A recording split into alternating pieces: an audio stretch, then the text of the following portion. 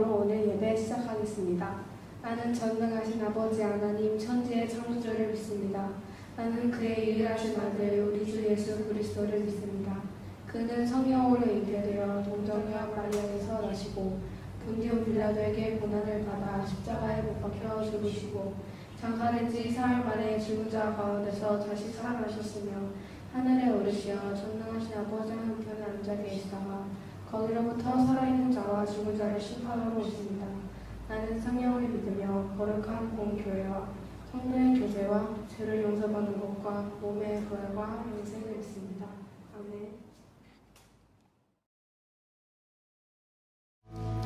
어떠한 시련이 와도 수많은 유혹 속에도 진실하신 주님 약속 난 붙들리라.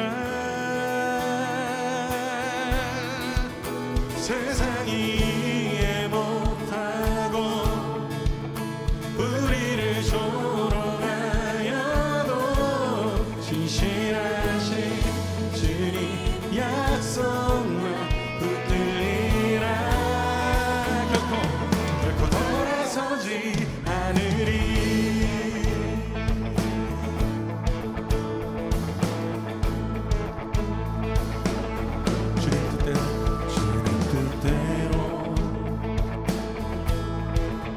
살기로 했네.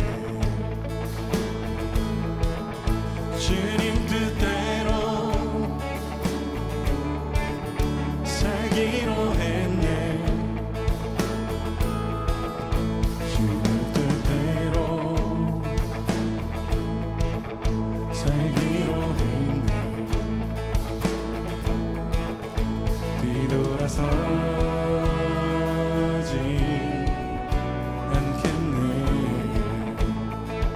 이 세상 사람 날 몰라줘. 이 세상 사람 날 몰라줘도 이 세상 사람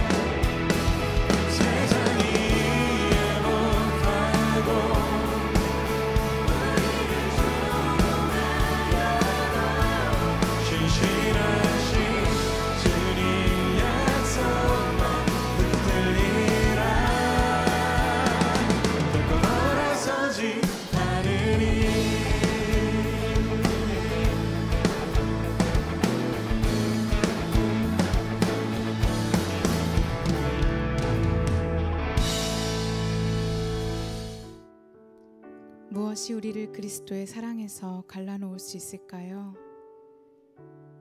환난입니까? 역경입니까? 박해입니까? 아니면 굶주림입니까? 헐벗음입니까? 위험입니까? 칼입니까? 그러나 우리는 우리를 사랑해 주신 분의 도움에 힘입어 이 모든 것을 이겨내고도 남습니다. 나는 확신합니다. 죽음도 삶도 천사도 권세도 현재의 것도 미래의 것도 권능도 저 높은 곳도 저 깊은 곳도 그 밖에 어떠한 피조물도 우리 주 그리스도 예수님에게서 드러난 하나님의 사랑에서 우리를 떼어놓을 수 없습니다. 아멘.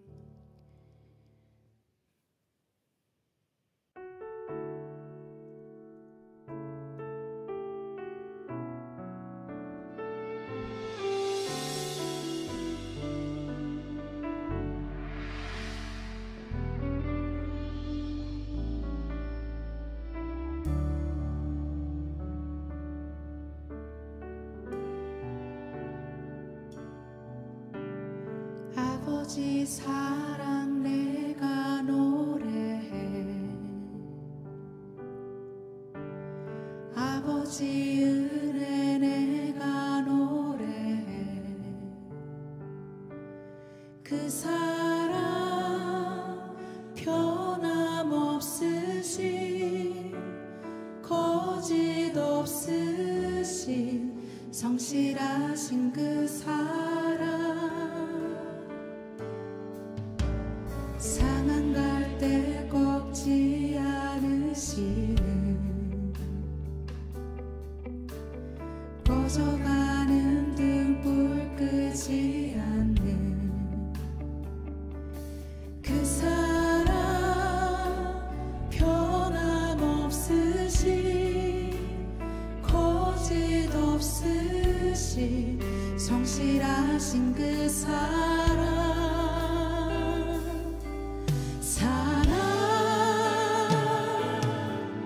그 사랑 날 위해 죽으신 날 위해 다시 사신 예수 그리스도 다시 오실 그 사랑 죽음도 생명도 천사도 하늘의 어떤 권세도 끊을 수 없는 영원한 그 사랑 예수 아버지 사랑 내가 노래해 아버지 사랑 내가 노래해 아버지 은혜 내가 노래해 그 사랑 변함없으신 거짓 없으신 성실하신 그 사랑 상한 갈대 꺾지 않으시는 상한 갈대 꺾지 않으시는 꺼져가는 등불 끄지 않는 그 사랑 변함없으신 거짓 없으신 성실하신 그 사랑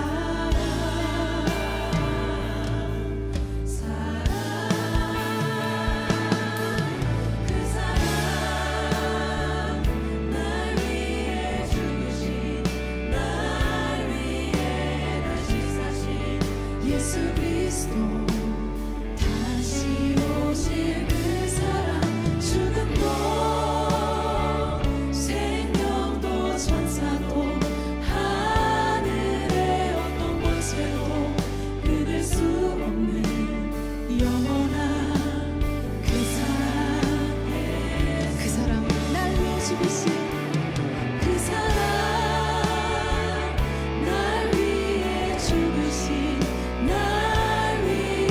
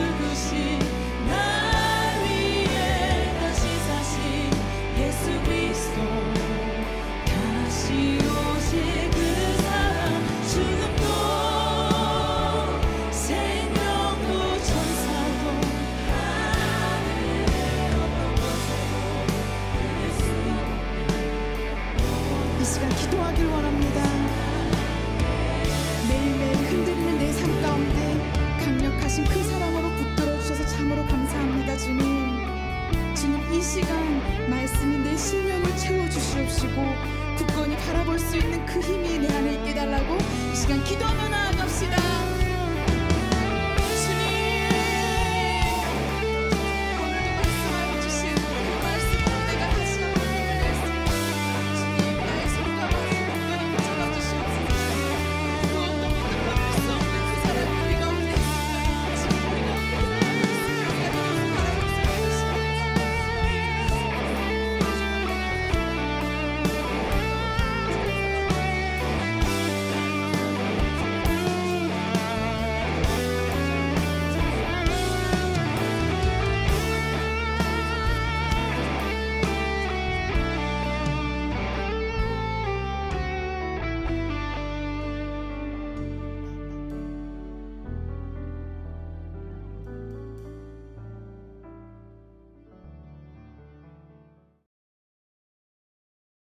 기도드리겠습니다. 하나님 아버지, 오늘도 저희 지켜주시며 감사합니다. 지난 한 주간 저희가 지은 죄를 용서해 주시고 최근 베트남의 코로나 사태가 더 악화되고 있습니다. 이 상황을 잘 극복해 나갈 수 있게 도와주시고 저희를 이 상황 속에 지켜주세요. 온라인 예배를 드릴 때 다른 곳이 아닌 하나님께 집중할 수 있도록 도와주세요. 언제나 감사드리며 예수님의 이름으로 기도드립니다. 아멘.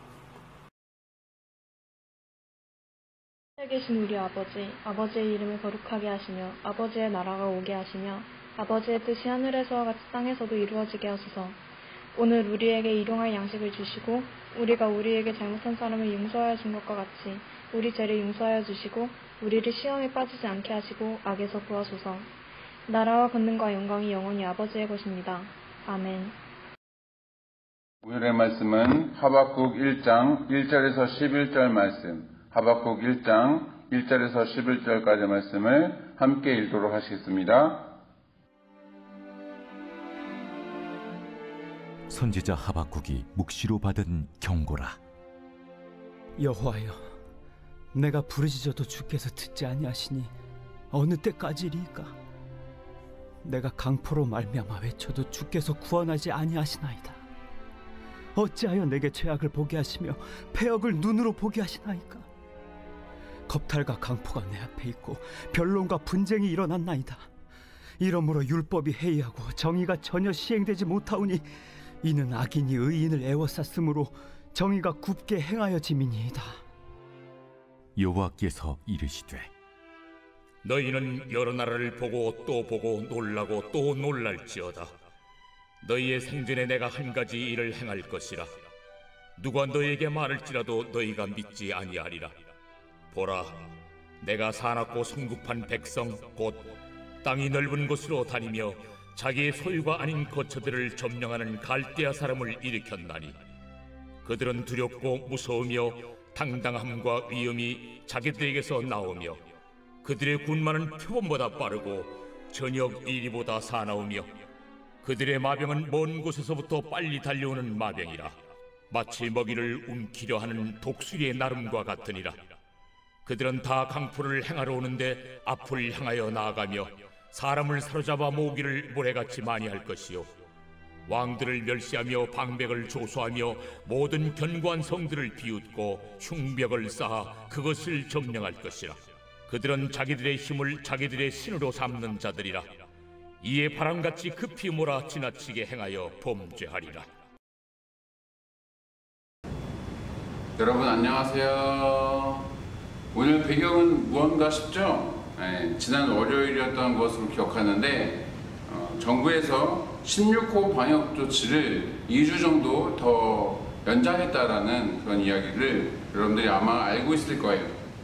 그래서 최소한 셋째 주일인 15일까지는 우리가 저녁 6시 이후로 나갈 수 없고 또 장거리 이동도 하기 어려운 상황이 되고 말았죠. 이 코로나 사태가 언제쯤 끝났는지 지금 방학인데 어디 가지 못하고 또 여러분들의 부모님 중에 또 직장 다니시는 분들은 지금이 휴가 기간이잖아요. 휴가로 어디 갈 수도 없고 제대로 쓰지도 못하시고 정말 많이 힘들고 답답한 그런 상황이에요. 목사님도 가족과 함께 얼마나 함께 이 여행을 가고 싶은 마음이 있는지 이 유튜브에서 여행지나 또는 뭐 관광지 그런 다큐 영상들을 대리만족으로 그렇게 보고 있어요. 그래서 여러분들에게도 좀 비슷한 기분 전환을 하면 어떨까 싶어서 이렇게 설교 시작하기 전에 잠깐 우리가 인사 나누는 시간에만 이렇게 시원한 바다 배경으로 한번 해보았어요. 어때요? 좀 기분이 좀 전환이 되나요? 다음 주에는 여러분들이 어디 가고 싶은지, 혹시 가고 싶은 곳이 있다면 뭐 산도 좋고 뭐 정글도 좋고 어디 뭐 하늘 뭐 그런 것도 좋고 어디든지 추천 댓글을 이렇게 유튜브에다가 달아주세요. 그러면 목사님이 유튜브에서 찾아서 이 설교 인트로 부분에만, 지금 이 인사 나누는 시간에만 이렇게 넣어보도록 하겠습니다. 또 설교 시간에는 주의가 산만하면 안 되겠죠. 설교 목사님이 열심히 전하고 있는데 뒤에는 뭐 바다고 뭐 산이고 물속이고 뭐 그러면은 되게 이상할 것 같아요. 집중이 안 될 것 같기도 하고, 우리가 교회에 와서 그래도 말씀 드려야 될 테니까, 자, 이렇게 설교 시작할 때는 우리가 교회에 와서 하는 걸로 할게요. 자, 이제 그래서 설교 시작해야 되니까 이제 바닷가에서 교회로 우리가 하나 둘 셋 하면은 이동하도록 하겠습니다. 자, 함께 외쳐볼까요? 하나 둘 셋 빵! 자, 교회까지 오느라 수고 많았습니다. 자, 이제 우리가 함께 말씀에 집중해 보도록 합시다. 자, 여러분들은 불합리하거나 또는 불법적인 그런 일들을 목격한 적이 있나요? 예를 들면 뭐 그런 일은 없겠지만 학교에서 시험 볼 때 뭐 컨닝하는 뭐 모습을 목격했다든지, 또는 뭐 소위 일진이라고 하는 애들이 뭐 누군가를 괴롭히거나 뭐 왕따시키는 그런 일들을 여러분들이 보게 된 것이죠. 만약에 이와 같은 어떤 불의한 일을 보게 되면은 어떤 마음이 들 것 같은가요? 뭐 그럴 수도 있지. 그게 뭐 어때서? 뭐 나만 아니면 되지 뭐. 자, 이러한 반응들을 보이는 학생들은 제가 알기로 최소한 우리 중고등부 안에는 없을 거라고 믿어요. 여러분들도 그렇겠지만 대부분의 사람들은 마음 깊은 곳에서부터 무언가 좀 들끓는 듯한, 저걸 어떻게 하면 좋지, 막 이런 그런 기분이 들 것이에요. 그 중에 몇몇은 실제로 참지 못하고 불의한 상황을 어떻게 좀 올바르게 되돌리고자 하는 그런 것을, 어떤 그런 생각들을 행동으로 옮기기도 하겠죠. 그래도 이러한 일들은 얼마든지 바꾸려고 하면은 바꿀 수 있지만, 세상을 살아가다 보면은 그렇지 못할 때가 너무나도 많이 있어요. 왜냐하면 이 세상은 죄악으로 만연해 있기 때문인 것이죠. 그래서 앞으로 4주간 이 불의와 또 불법이 가득한 이 세상에서 우리는 그리스도인으로서 어떻게 살아가야 되는지 함께 나누어 보도록 하겠습니다. 자, 우리가 지금 4주 동안 보게 될 이 하박국 선지자는 남유다 말기에 활동했던 인물이에요. 자, 그리고 이 성경 목록, 이 본 성경 목록은 주전 612년에서 605년 사이에 기록되었을 것으로 추정되고 있는 그런 작품이에요. 자, 이때는 시대적으로 어떠한 상황이냐? 자, 한마디로 얘기하면은 바람 앞에 등불, 그러니까 풍전등화와 같은 그런 상황이었어요.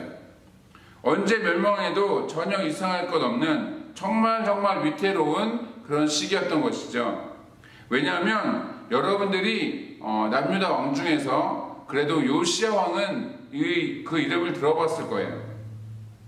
남유다 말기에 우상을 제거하고 또 성전을 수리하고 또 그 와중에 여호와의 율법책을 발견해서 대대적인 국가적으로 종교개혁을 했던 그런 왕이었죠. 모세와 여호수아 이후로 수백 년 동안 지켜지지 않았던 그 유월절을 지킬 정도로 열심히 하나님을 섬겼던 그런 왕이었어요.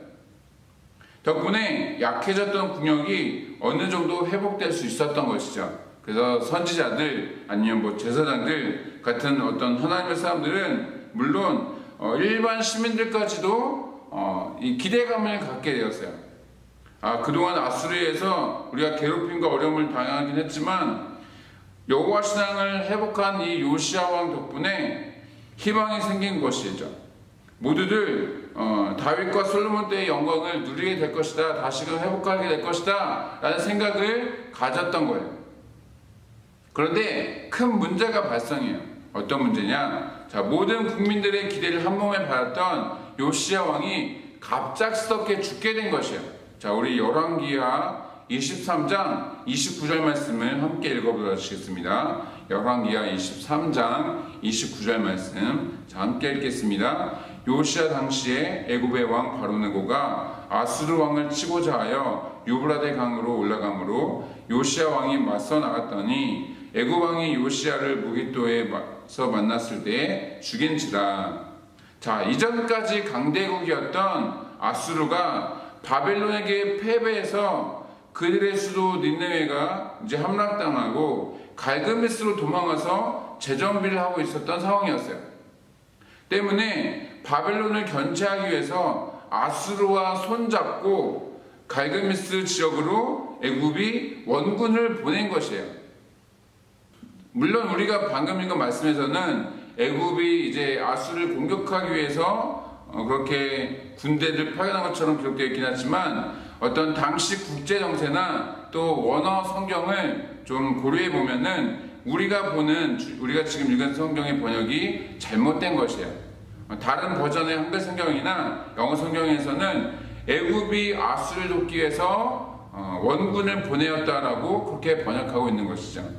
뭐 어찌됐든 애굽은 남유다의 아래쪽에, 그러니까 남유다가 여기 있으면 이쪽에 애굽이 있었고 그런 나라였고, 아래쪽에 있는 나라였고, 갈그미스는 남유다 위에, 그러니까 남유다가 여기 있으면 남유다 위에 유프라데스 강이 있는 그쪽에 있는 그런 나라가 바로 그 지역이 바로 갈그미스 지역이었어요. 자, 게다가 남유다는 히스기야 왕 때부터 아수르에서 많은 괴롭힘을 당해 왔었기 때문에 애굽이 그들을 돕는 것에 대해서 기분이 좋았을까요, 나빴을까요? 당연히 불만이었어요. 기분이 안 좋았던 거죠.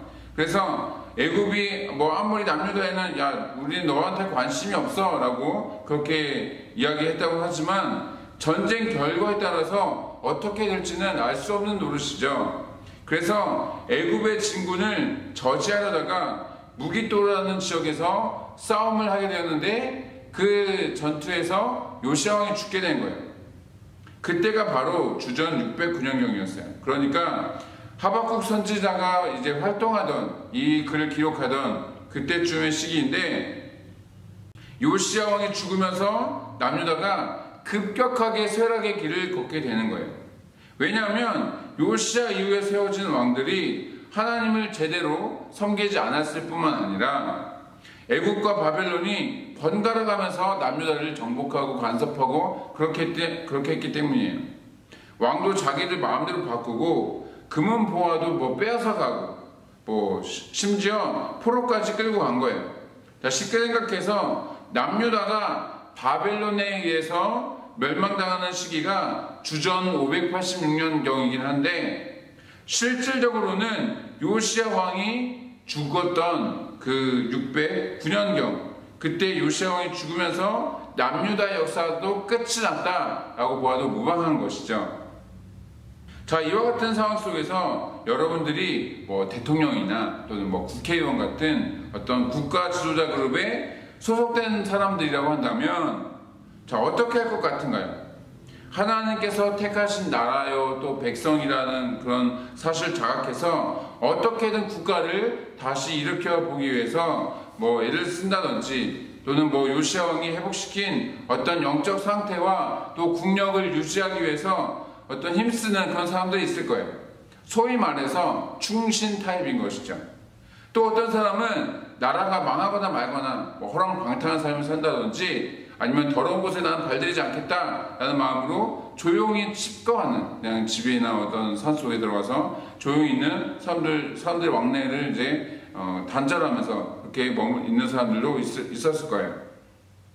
또 어떤 사람들은 그 위기를 기회로 삼아서 어떻게 하면 더 많은 권력을 갖고 자신의 재산을 증식시킬 수 있을까, 어떤 이익을 탐하는 사람들도 있었을 것이에요.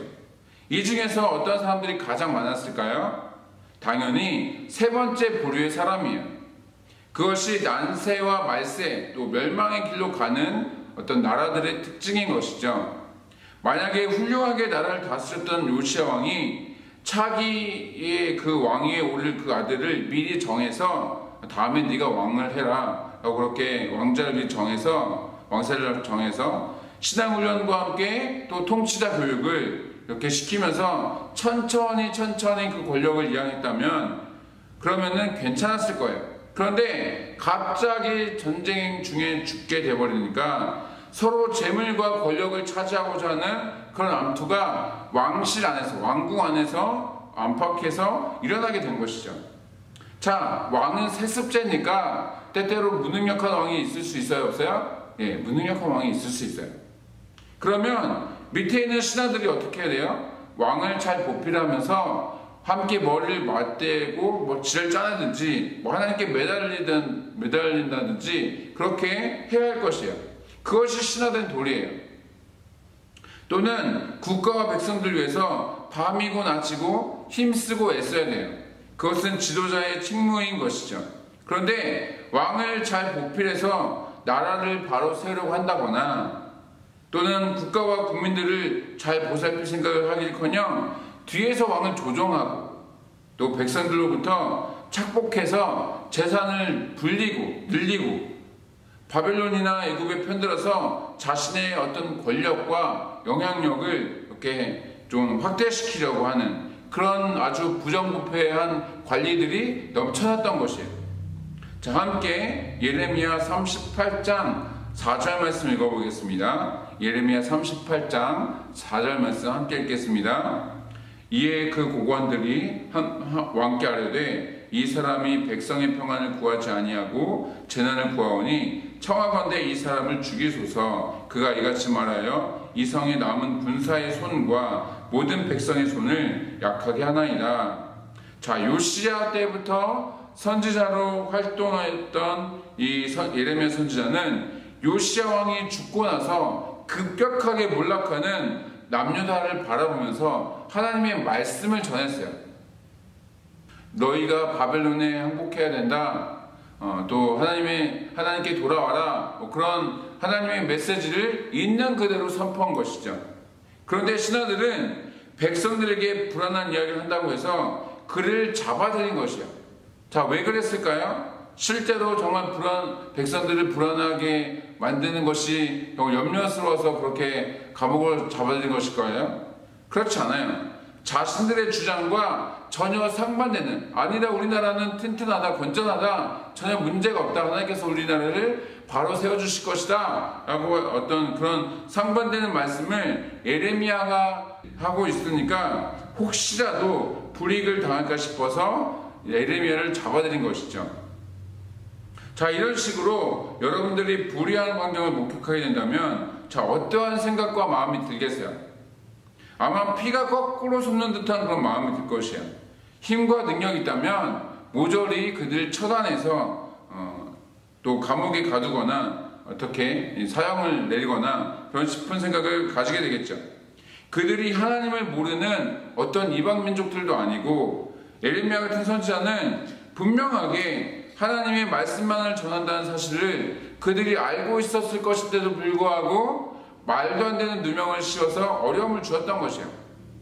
그러니까 정의롭고 하나님을 경외한 사람은 어려움을 당하고 의인을 핍박하는 어떤 고관들이나 그런 사람들은, 신하들이나 그런 사람들은 더 많은 부귀 영화를 쌓고 하나님께서 진정 세상을 다스리시고 통치하신다면은 정말 너무도 이해하기가 쉽지 않은 그런 상황이 펼쳐지고 있는 것이죠. 그것을 지켜보는 하박국 선지자의 마음이 바로 그랬다는 거예요. 어떻게 이럴 수가 있을까? 어떻게 저 악인들이 저렇게 성공하고 또 권력을 잡고 이렇게 행악을 저지르고 있을까? 그렇게 멸망하는 어떤 국가적 위기 속에서 하나님을 떠나고 또 불법과 악행을 저지르고 또 의인과 약자들을 괴롭히는 그런 악인들을 바라보면서 하나님 왜 가만히 계십니까? 하면서 그렇게 따지는 것이죠. 자, 이에 대한 하나님의 대답은 무엇인가? 하나님은 이미 계획이 있으셨어요. 사납고 성급해서 여러 나라를 공격하고 또 정복하기 좋아하는 그런 갈대아 사람, 그러니까 당시 메소포타미아 지역의 이 유프라테스 강과 티그리스 강 그 지역을 메소포타미아 지역이라고 하죠. 그 지역의 패권을 차지한 바벨론을 일으켜 세워서 남유다를 심판하시겠다라고 그렇게 하시는 것이죠. 자, 오늘 본문에 보시면 그 바벨론이 어떠한 스타일의 민족인지에 대해서 자세히 언급하고 있는데, 군마는, 그러니까 말이죠. 군사용 말, 군사용 말. 군마는 표범보다 빠르고, 마병, 그러니까 말 위에 탄 사람들, 그런 마병은 말 위에 탄 그런 군사들은 독수리 날아다니는 것 같고, 또 강포를 행하는 민족이라고 그렇게 설명하고 있어요. 자, 그리고 본문 우리 10절과 11절 말씀 읽어보겠습니다. 본문 10절과 11절 말씀 다 함께 읽겠습니다. 왕들을 멸시하며 방백을 조소하며 모든 견고한 성들을 비웃고 흉복을 쌓아 그것을 점령할 것이라. 그들은 자기들의 힘으로 자기들의 신으로 삼는 자들이라. 이에 바람같이 급히 몰아 지나치게 행하여 범죄하리라. 자, 이 말씀을 한마디로 요약하면 천상천하 유아독존, 그러니까 쉽게 말해서 자신들이 가장 강하고 또 가장 뛰어나고 잘난 줄 아는 그런 민족이라는 것이에요. 이러한 민족들을 통해서 불법과 죄악이 가득한 남유다를 심판하시겠다라고 말씀하신 것이죠. 자, 당시 강대국이 바벨론이라고 했는데, 그렇다면 하박국의 하소연에 그래? 그러면 어떻게 하면 좋을까?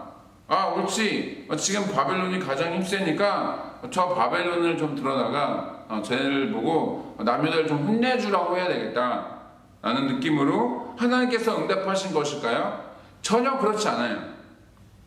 우리 함께 이사야 39장 5절과 6절 말씀 읽어보시겠습니다. 이사야 39장 5절과 6절 말씀 다 함께 읽겠습니다. 이사야가 히스기야에게 이르되 왕은 만군의 여호와의 말씀을 들으소서. 보라, 날이 이르리니 내 집에서 서 있는 모든 소유와 내 조상들이 오늘까지 쌓아둔 것이 모두 바벨론으로 옮긴 바 되고 남을 것이 없으리라. 여호와의 말씀이니라.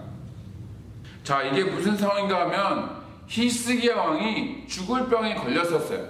기억하시나요 혹시? 죽을 병에 걸렸는데 하나님 앞에 간구해서 얼마를 더 살게 됐죠? 15년을 더 살게 되었어요. 그것을 축하하기 위해서 신생국가, 그러니까 신흥국가인 바벨론에서 사절단을 보내는 거예요. 왕이시여, 당신의 병이 모두 치유된 것을 축하드립니다. 경화드립니다. 라고 그렇게 사절단을 보낸 거예요. 히스기야는 이 병이 낫기도 했으니까 자아도취해서 나라 내에 있는 모든 것을 보여주었는데, 그것이 하나님의 영광을 가리우는 행동이 되었던 거예요. 그 마음에 이거 내가 이만큼 잘했기 때문에 아주 많은 재물과 국고가 있는 거야 라고 그렇게 교만하게 자랑한 것 때문에 바벨론에게 정복당할 것이라고 이사야 선지자를 통해서 말씀하신 것이에요. 그때가 바로 주전 701년경이었어요.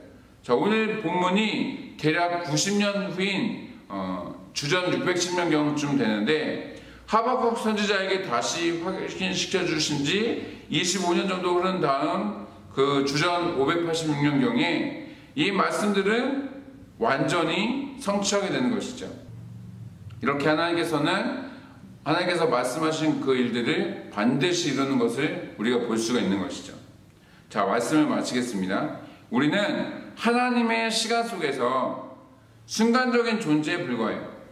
때문에 우리 눈앞에 펼쳐진 어떤 상황들, 그 이상의 것을 생각하거나 또는 바라보기가 어려운 것이죠.